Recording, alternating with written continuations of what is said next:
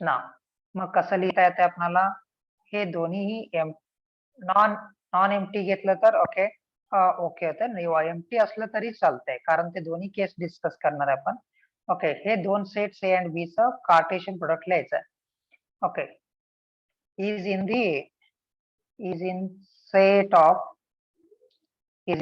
of all ordered pair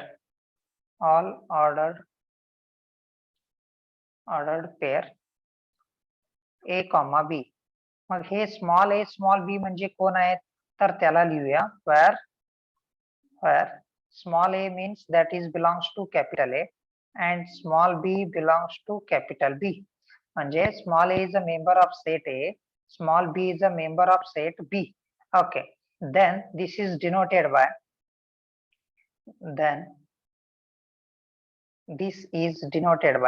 म्हणजेच Cartesian product is denoted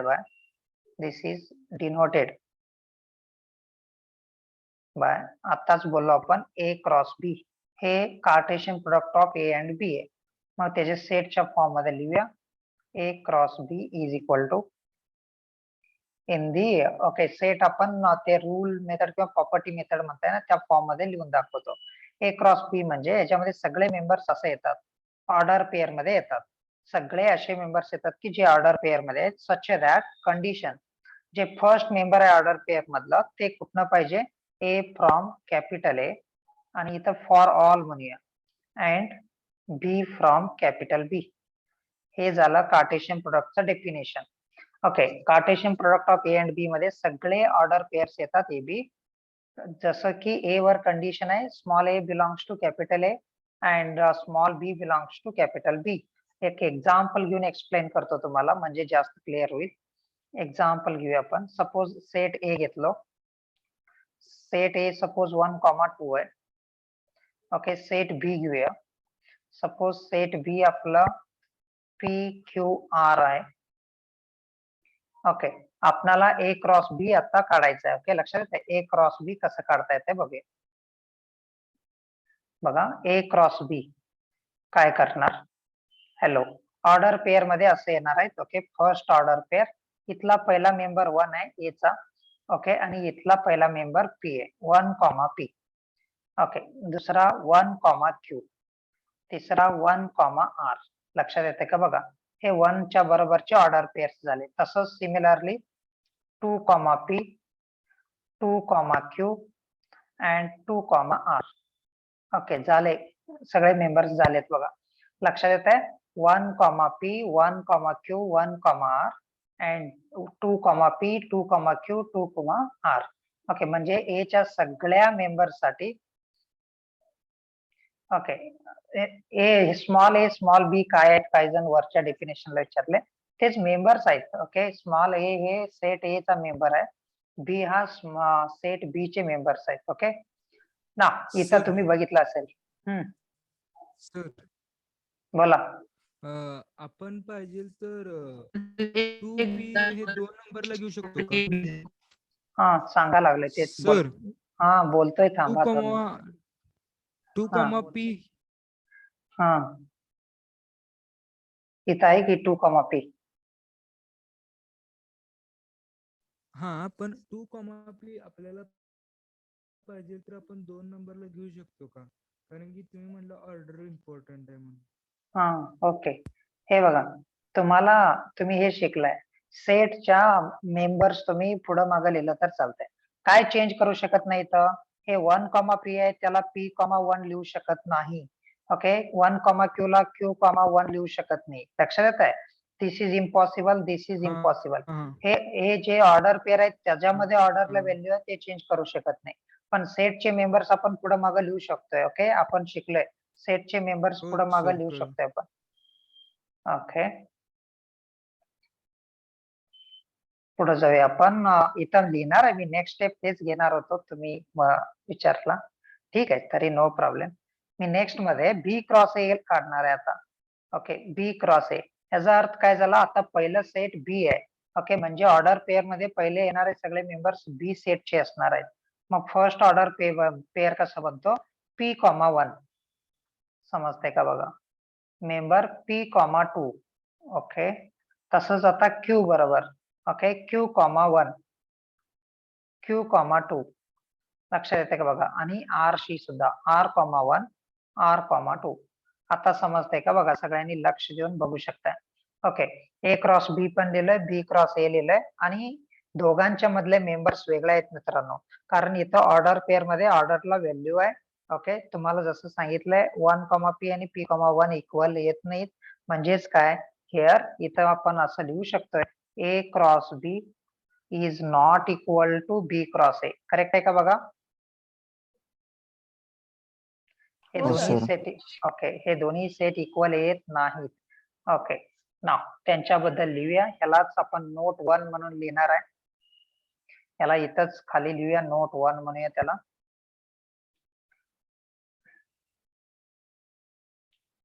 note 1.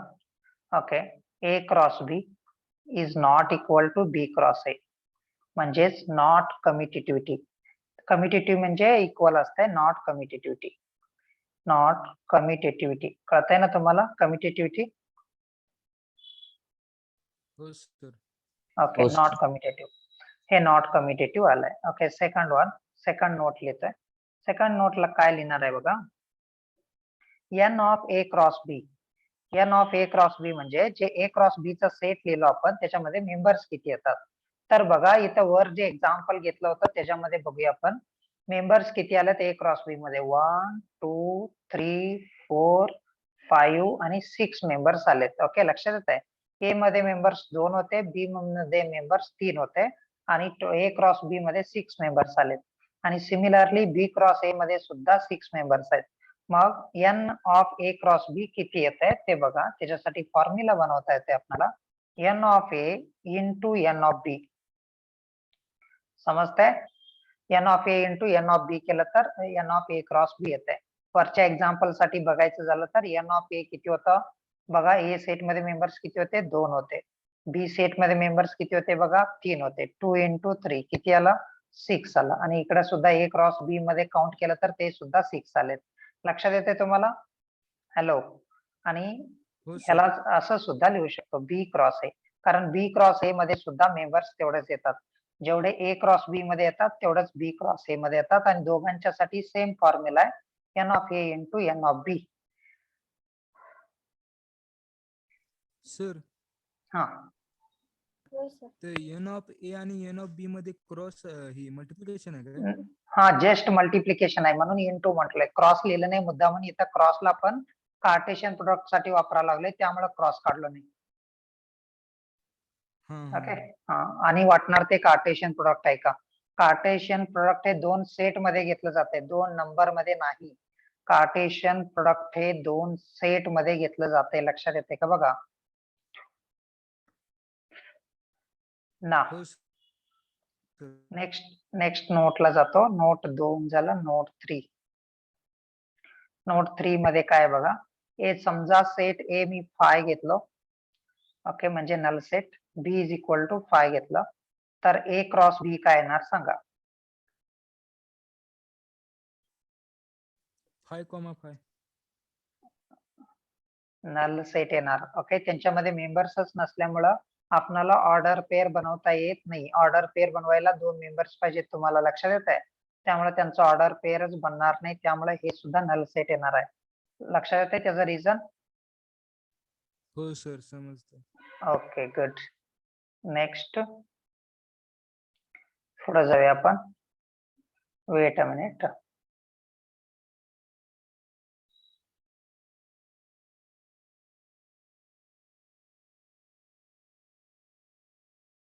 एकच minute.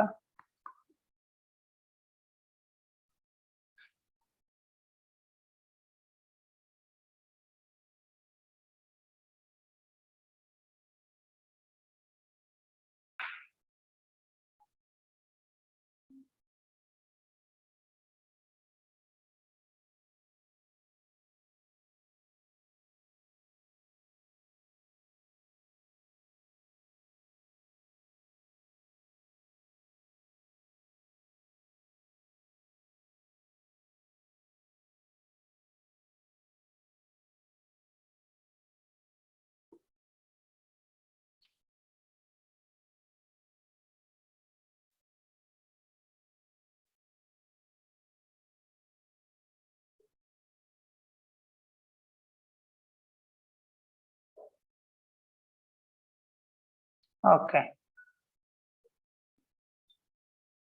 Screen दिसते का तुम्हाला? हो सर. हो सर. ओके, ठीक आहे. आपण नेक्स्ट नोट बघूया. नोट कुठलं घेतलं आपण? ओके, एन ऑफ ओके 5 सेटचं घेतलंय बघा. थर्ड ते नोट होतं, फोर्थ नोट घेतो मी. ओके, फोर्थ नोट मध्ये काय येतंय बघा, काय लिहायचं आपल्याला. इफ ए अँड बी, ह्याचं तुम्ही माहिती तुमचं तुम्हाला कळेल. इफ ए अँड बी काय लिहायला लागलंय, are two non empty sets, are two non empty sets. Non empty म्हणजे नॉन एम्प्टी सेट्स ज्यात 5 नसणार ना, म्हणजे 5 एलिमेंट्स आहेत त्यामध्ये दोन. मिनिमम एक तरी एलिमेंट असणार. Okay, having N elements, okay having L elements in a common. मी इथं काय लिहिलंय बघा, ए आणि बी दोन सेट्स घेतलंय, ते दोन्ही नॉन एम्प्टी सेट्स घेतलंय आणि त्या दोन्ही सेट मध्ये किती कॉमन एलिमेंट्स घेतलेत? मी एन कॉमन एलिमेंट्स घेतलेत. लक्षात येते का बघा? जर त्यांच्यामध्ये एन कॉमन एलिमेंट्स असतील तर then A cross B and B cross A have n square elements in a common. n square elements in a common. याचा अर्थ काय होतंय बघा, जर set A and set B मध्ये n एलिमेंट्स कॉमन असतील तर A क्रॉस B आणि B क्रॉस A लिहून घेतलं तर त्या दोन्ही सेट मध्ये ह्या नवीन दोन्ही कार्टेशियन प्रोडक्ट करून जे सेट्स बनवलेत त्यांच्यामध्ये कॉमन एलिमेंट्स किती असणार आहेत? n स्क्वेअर एवढे सेट्स एलिमेंट्स असणार आहेत, असं त्याचं मिनिंग आहे. ओके, फॉर एक्झाम्पल त्याच्यासाठी एक्झाम्पल लिहायचं झालं तरी तुम्ही लिहू शकताय. सपोज एक सेट घेतलो आपण, ओके 1 4 5 and 6 and सेट बी घेतलो 4 6 8. ओके, ह्या दोन्ही ए आणि बी मध्ये कॉमन एलिमेंट्स किती आहेत? आता हॅलो बोला. 2 आहेत सर. दोन एलिमेंट्स कॉमन आहेत. 2 आहेत म्हणजेच सर. ए क्रॉस बी आणि बी क्रॉस ए मध्ये कॉमन एलिमेंट्स किती असणार आहेत? हवं 2 स्क्वेअर म्हणजेच 4 elements. 4 elements in a common. समजते का बघा? सेट ए आणि सेट बी मध्ये दोन एलिमेंट्स कॉमन होते, हो, त्यामुळं सर. कार्टेशियन प्रोडक्ट्सचे दोन सेट नवीन बनतात, त्यांच्यामध्ये 4 एलिमेंट्स कॉमन असणार आहेत. नेक्स्ट त्यानंतर पुढे जाऊया.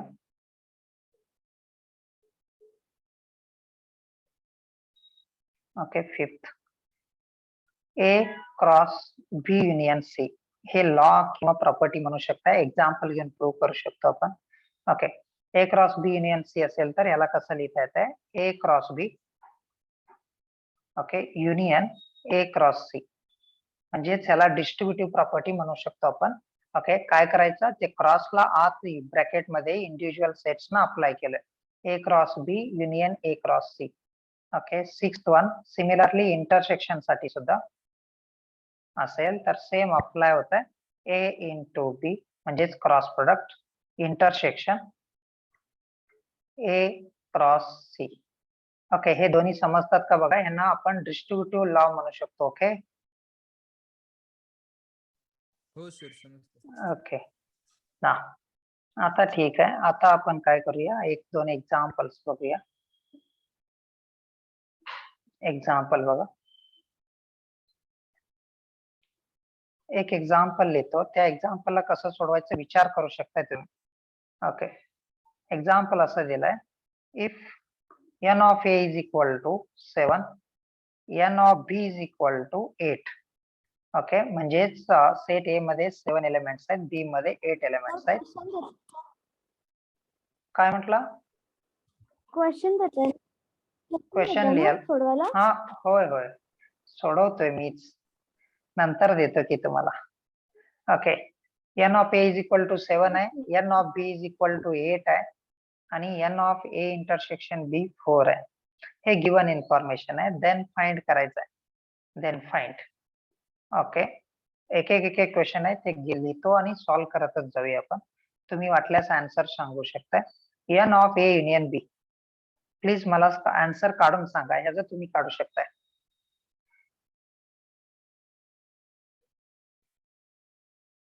एन ऑफ ए माहित आहे, एन ऑफ बी किती येत आहे? 11. Very good. N of A plus N of B minus N of A intersection B असते. आणि तुम्हाला माहित आहे, सगळेच व्हॅल्यूज माहित आहेत. 7 + 8 - 4. ओके, म्हणजे किती येत आहे? 11 येत आहे. Okay, very good. एकदम सिंपल क्वेश्चन होत आहे. सेकंड वन ट्राय करा. एन ऑफ ए क्रॉस बी, याचा फॉर्म्युला सुद्धा लिहिलं होतं थोड्या वेळाच्या आधी, काय आठवत असेल तर. N of A cross B is equal to N of A into N of B लिहिलं होतं आपण, आठवतंय तुम्हाला? हो सर. किती येणार आन्सर? 7 × 8. 56. ओके, 56. थर्ड वन मध्ये थोडं कॉमन सेन्स आहे तुम्हाला. N of B cross A cross A. Okay, असं हे दिलंय. ह्याला कसं सोडवणार बघा, विचार करू शकताय तुम्ही 2 मिनिटासाठी. आला तर ठीक, अदरवाइज मी करून दाखवतो. आलं तर आन्सर काढून सांगा.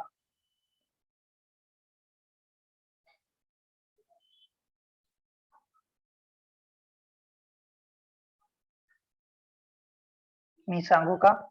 ओके, थोड्या वेळासाठी आपण या सेटला सी समजूया, बी क्रॉस ए ला. ओके, आणि आपण याला असं लिहू शकतो, N of B cross A into N of A. कळतंय का बघा? हा बोला. 392 येते का? 392 करेक्ट आहे. चला, व्हेरी गुड. ओके, ह्या सेटला आपण थोड्या वेळासाठी सी समजलो तर N of C cross A आहे. मग N of C into N of A असं येते. फॉर्म्युला वर जे लिहिलंय ना आपण, हे इथं हेच फॉर्म्युला परत एकदा वापरलाय इथं, जे मी बॉक्स घालायला लागले बघा. ओके, मग N of B cross A म्हणजेच n of A cross B असते. म्हणजे वर जे व्हॅल्यू काढलोय तेच व्हॅल्यू येते बी क्रॉस ए ला सुद्धा. आपण आधी स्टडी करून आलोय, त्यामुळं हे आन्सर किती आहे? 56 आहे. इंटू एन ऑफ ए किती दिलंय आपल्याला? 7 दिलंय. 56 × 7 केलं तर किती येत आहे? त्या मित्राने केलंय बघा, 392 येत आहे. समजतंय सगळ्यांना हे? हो सर, समजते. Okay, good. हो सर. याच्यावर विचार करा. Fourth one, n of A cross B union B cross A. Okay, असं आहे बघा. N of A cross B union B cross ए.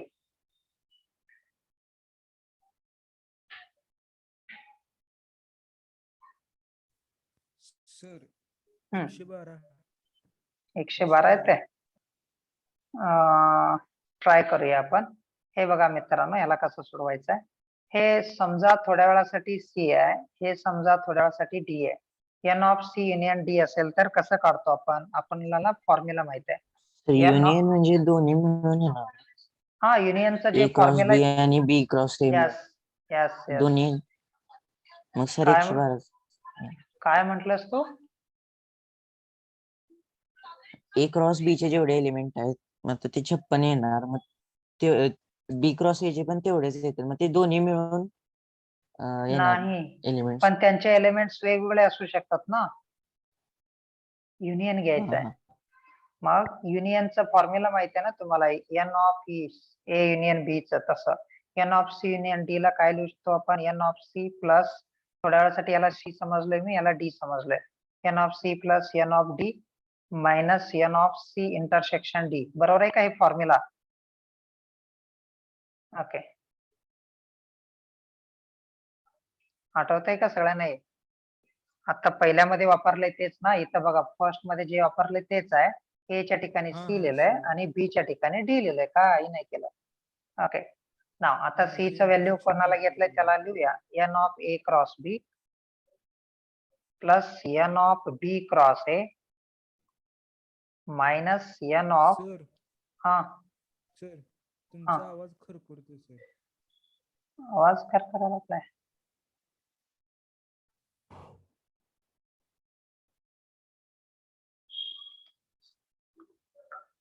एक मिनिट.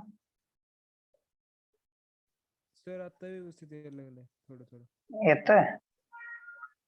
हा आता यायला लागलंय, मग अशी खर करत होतो. एक मिनिट थांब तरी पण काय.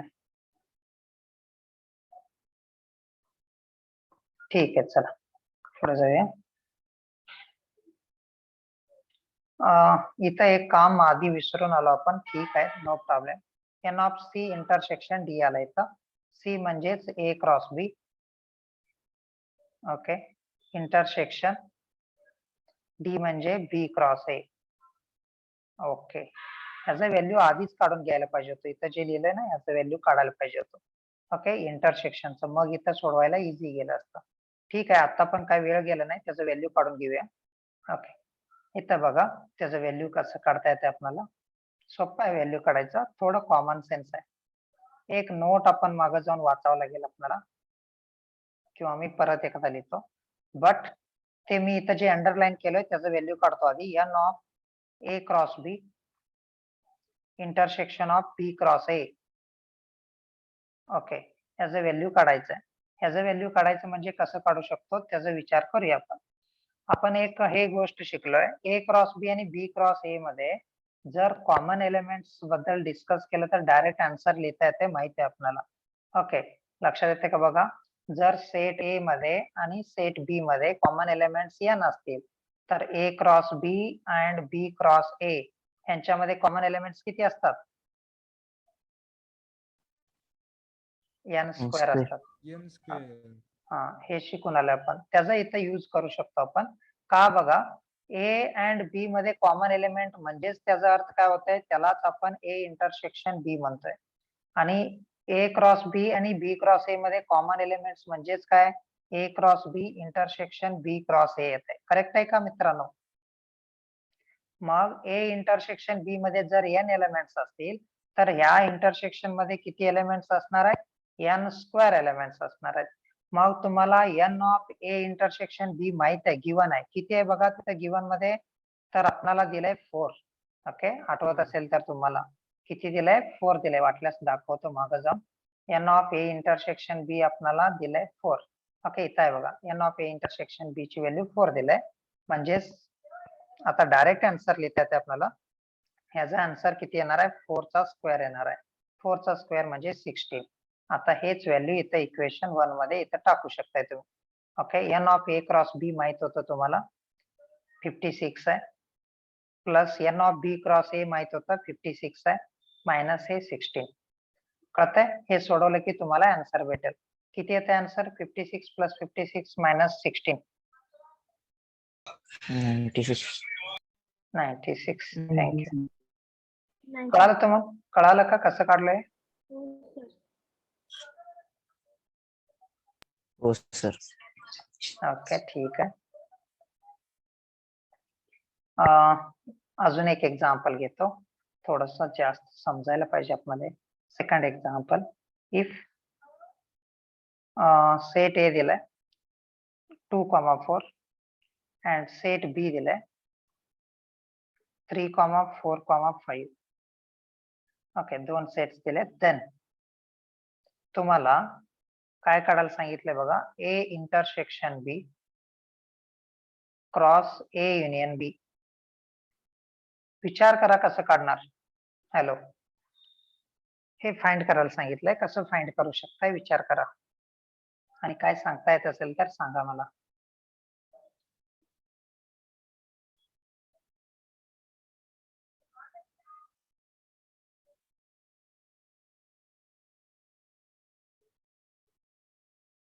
यशराज आणि अथर्व अब्सेंट आहेत काय? ओके. सर हा बोला. 4 ला हे सगळे 4,2 4,4 4,3 आणि 4,5 हे एलिमेंट आहेत ना? Very good. करेक्ट आहे. कारण का ए इंटरसेक्शन बी लिहून घ्यायचं आधी. ए इंटरसेक्शन बी किती येत आहे सोल्युशन मध्ये बोला. तर तुम्हाला माहित आहे दोघांचे इंटरसेक्शन एलिमेंट एकच एलिमेंट आहे, कॉमन 4 येत आहे. ओके. अँड ए युनियन बी काढा. ए युनियन बी मध्ये कोण येत आहे तुम्हाला माहित आहे 2, 3, 4, 5 येतात. मग ह्या दोघांचं क्रॉस प्रोडक्ट आहे. A intersection B cross A union B, म्हणजे एलिमेंट्स बनणार आहेत सेट मध्ये लिहूया ऑर्डर पेअर मध्ये 4,2 4,3 4,4 4,5. समजते का सगळ्यांना समजलं काय? हो सर. ओके हो गुड, सर. इझी होते. नेक्स्ट पुढे जाऊया.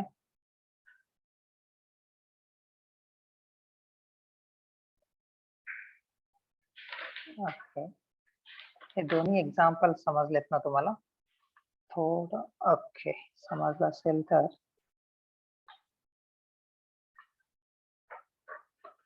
ओके ठीक आहे चालेल.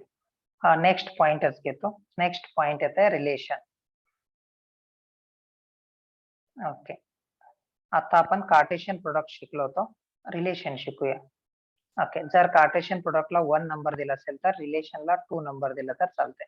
ओके, रिलेशन म्हणजे काय बघा, दोन सेट मध्ये रिलेशन काय असते. Okay, every subset of A cross B is defined on the relation.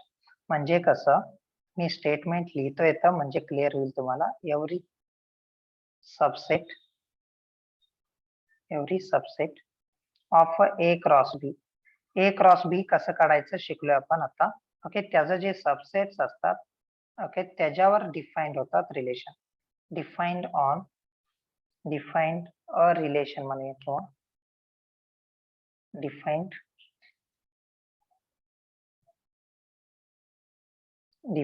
a relation from set A to B. Okay, याचं मीनिंग समजवतो तुम्हाला. जे एव्हरी सबसेट म्हणजे जेवढे सबसेट्स असतात ए क्रॉस बी चे ते सगळे काही ना काहीतरी रिलेशन डिफाइंड करतात ए टू बी मध्ये. ओके, म्हणजे सेट ए टू सेट बी मध्ये काहीतरी रिलेशन ते डिफाइंड करतात. त्याला आपण थोडंसं मॅथमॅटिकली हे आपण सेटचं डेफिनेशन यूज करून लिहायचं झालं तर असं लिहू शकतो. दॅट इज इफ रिलेशनला आर घेऊया. R is a relation from A to B. Okay, R is a relation from A to B असेल तर then R कसं लिहिता येतं बघा. R is a set होतो आता. ओके, त्याच्यामध्ये असे एलिमेंट्स येतात जे सगळे ऑर्डर पेअर मध्ये असणार. सच दॅट ए आणि बी वर कंडिशन आहे. ए आणि बी वर कंडिशन काय बघा, ए बी बिलॉंग्स टू कशामधले पाहिजेत, ए क्रॉस बी मधले पाहिजेत. ओके, कारण आपण आधीच बोललोय सबसेट वर आहे. ओके, म्हणजे ए बी सगळे ए क्रॉस बी मधले पाहिजेत, म्हणजे R is subset of A cross B असं त्याचा अर्थ झाला. आणि अँड ए आणि बी मध्ये रिलेशन पाहिजे. कुठलं रिलेशन, जे काही त्यांनी दिलंय ते. ए आणि बी मध्ये रिलेशन म्हणजेच त्याला डिनोटेड करतो आपण ए आर बी. ओके, हे मेंबर्स आहेत स्मॉल ए आणि स्मॉल बी, तुम्हाला माहित आहेत.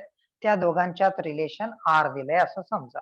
मग प्रत्येक सेटच्या वेळेला आता इथून पुढे रिलेशन वेगवेगळं असणार आहेत. काही वेळा स्क्वेअर, काही वेळा ग्रेटर दॅन, लेस दॅन, स्क्वेअर रूट, असं काही रिलेशन असू शकते. ते ए आणि बी मधले आर रिलेशन आहे इथे जनरली डेफिनेशन बोलताना. त्याला आपण एक्झाम्पल्स घ्यायला लागलोय की मग समजेल आपल्याला. ओके, एक साधी गोष्ट डोक्यात ठेवण्याचा प्रयत्न करू शकताय तुम्ही. एक, आर म्हणजे रिलेशन आहे, ए च्या एलिमेंट वर अप्लाय केल्यावर बी मध्ये मिळतंय. दुसरी गोष्ट, जे आर मिळणार आहे ते एक सेट आहे आणि ते ए क्रॉस बी च सबसेट आहे. ओके, समजतंय? दोन गोष्टी क्लिअर करून घ्या ना. R is a subset of A cross B, कायम लक्षात ठेवा. ह्याच्यामधलेच काही हायलाइट्स लिहितो तुम्हाला. काय लिहूया, हायलाइट्स.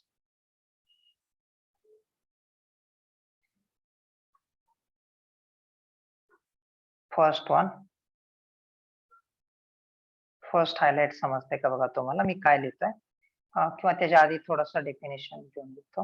Weight a minute.